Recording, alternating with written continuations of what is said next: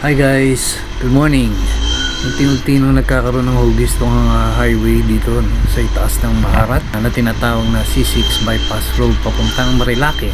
Dahil sa mga paulan-ulan, walang tigil pa, pabugso-bugsong ulan, medyo maputik dito. Pero hindi nasiraan ng loob ng mga gumagawa rito, kaya ayan sila, tinutuloy pa nila yung trabaho. Actually, mga ano lang to mga at least less than 500 meters magmula doon sa sinimula natin. At ang kabuuan nito is approximately 1.2 kilometers in total hanggang dito sa section na kung saan humantong ang contractor. Dito, hindi pa malinaw, no?